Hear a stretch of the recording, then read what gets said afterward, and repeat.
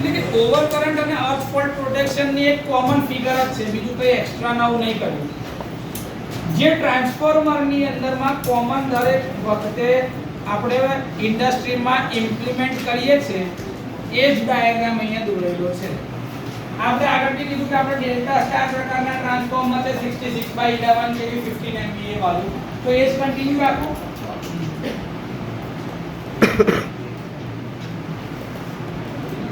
R1 R2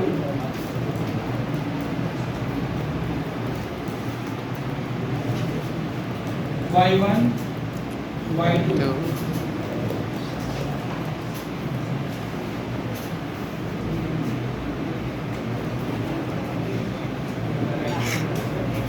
આ મારી delta connected primary છે.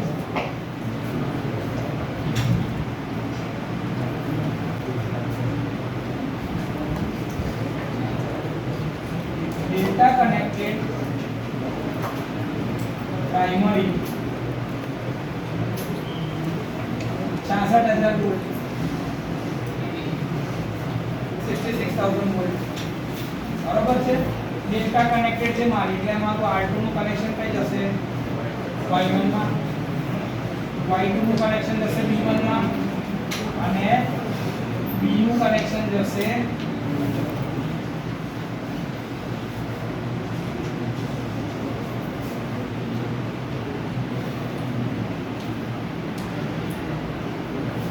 અમારી ડેલ્ટા કનેક્ટેડ પ્રાઇમરી છે, તો મારી સેકન્ડરી શું હશે? Star connected.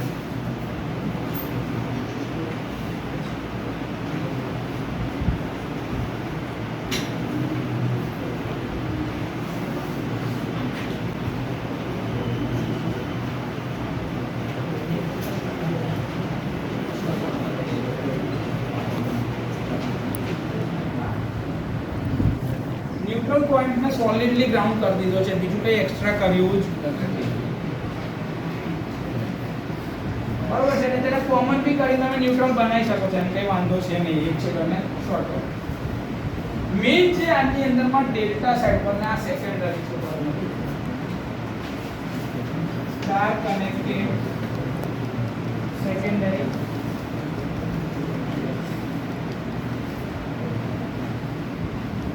11,000 વોલ્ટ है ને.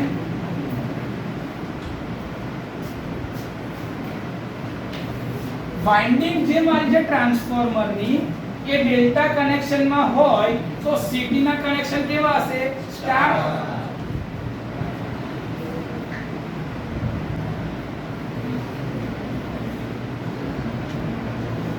એટલે કે સીટી નો કોઈ બી એક પોઈન્ટ મારે કોમન કરવો પડશે. કયો પોઈન્ટ કોમન કરવો છે? આ બાજુ વાળો કે આ બાજુ વાળો? રાઈટ વાળો કે લેફ્ટ વાળો? હા, આને હું કોમન કરું.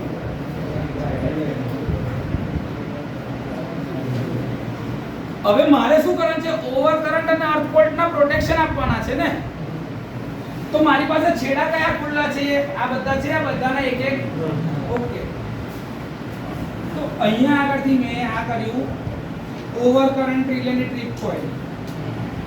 શું લખ્યું? ઓવર કરંટ રિલેની ટ્રીપ કોઇલ છે.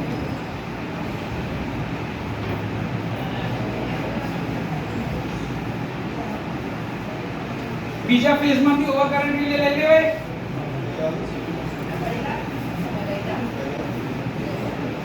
આ બીજું છે ઓવર કરંટ રિલેની ટ્રીપ કોઇલ. હવે અર્થ ફોલ્ટ રિલેની મૂકવાની છે, એટલે મેં શું કર્યું ખબર છે કે અહીંથી કરંટ લિમિટિંગ રેઝિસ્ટન્સ મૂક્યો છે કરંટને લિમિટ કરવા માટે, અને આનું સ્ટાર બનાવીને એક કોઇલ અહીંયા આગળ મૂકી આપી છે. હા, અને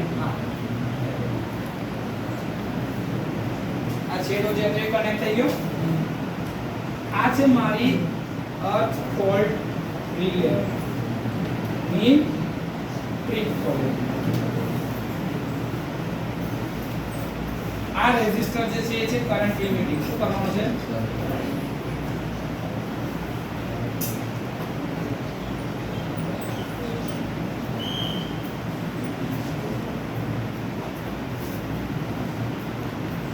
અને આ R Y અને B ટર્મિનલ જે સપ્લાય માંથી આવે છે એ છે આપણા.